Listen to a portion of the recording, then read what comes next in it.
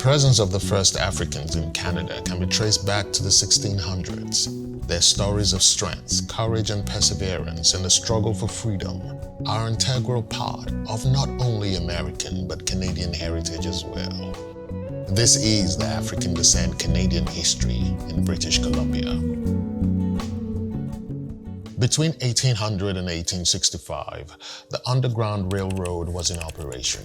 A series of secret passageways developed to aid the escape of over 30,000 slaves to free states and Canada. The escapes were led by conductors through treacherous paths and long distances. Under the cloak of the night they traveled and hid away from watchful eyes of slave masters. One of the conductors was a bold and daring young man, the man called Mifflin Wister Gibbs. Gibbs was daring, creative, and determined to get slaves to freedom at any cost, including delivering Henry Box Brown in a 2x2 by 3-foot wooden crate delivered to Pennsylvania Anti-Slavery Society for his freedom. Who really was Mifflin Gibbs? The Lenape Indians lived near the border of Pennsylvania, which is now known as Delaware, the birthplace of the United States. Philadelphia is a Greek word for brotherly love, quite symbolic as this was the birthplace of Mifflin Wister Gibbs. He was born free in Pennsylvania on April 17, 1823, 42 years before slavery was officially abolished by the Congress in the United States. At the age of 18, his father, a Methodist minister, died, and Mifflin had to work odd jobs to support the family, from a carriage job to carpentry apprentice. In no time, he rose to the level of contractor and joined the Philadelphia Library Company of Colored People, established to serve Philadelphia's African descent community by providing a place of learning and intellectual exchange. In this group, Mifflin learned about slavery and joined the abolitionists who opposed the terrible act. Although Mifflin was very skilled at carpentry, he was hired and paid $1 less than his white counterparts. Often the workers would go on strike when they saw Mifflin on site. Rather than feeling downcast, he saved up some money and ventured into retail. He rose to become a partner in Peter Lester Boot and Shoe Company. While business was booming for Gibbs, the political climate in California was stormy. People of African descent could not vote, nor be a witness or testify in court. Mifflin swung into action again. He started a newspaper, the Mirror of the Times, which advocated for equal rights for all.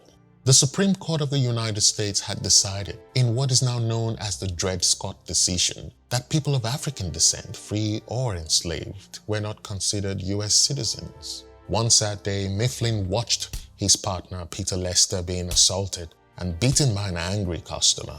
But Gibbs was helpless for two reasons. One, he could not fight the customer, and two, he could not testify in court because he was not allowed to. This event struck hard at Mifflin's core.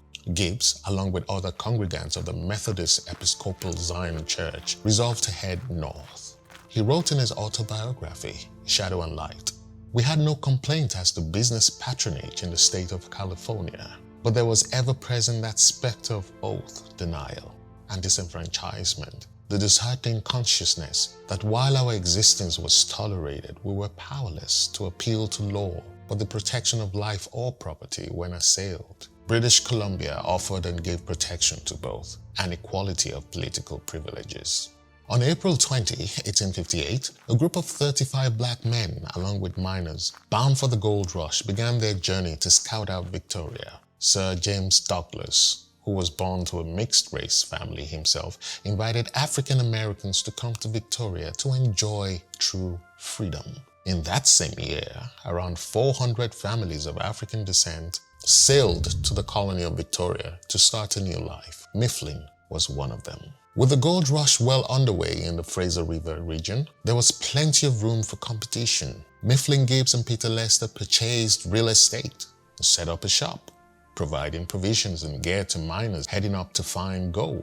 Indeed, Lester and Gibbs were one of the first direct competitors to the Hudson Bay Company, which had first established Fort Victoria. In 1866, Gibbs was elected to the Victoria City Council as the first person of African descent to be elected to office in British Columbia and only second in Canada. At the point, Gibbs was the acting mayor. He was chosen as a delegate to the Yale Convention in 1868, advocating for the colony of British Columbia to become part of a confederation, the Union of Canada.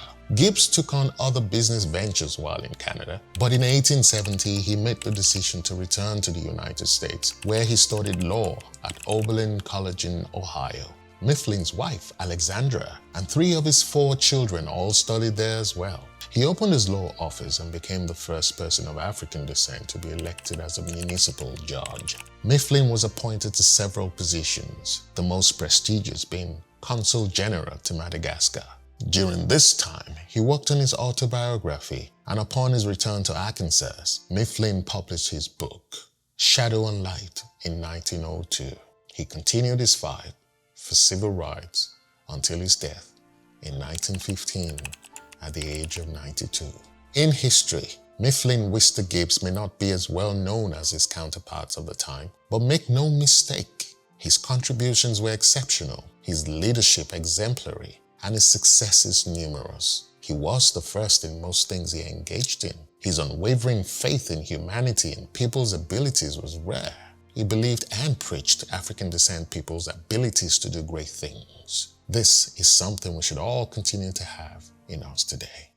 Mifflin Wister Gibbs, a legend who lived a life dedicated to civil rights for people of African descent. Boom, boom, boom, boom, boom.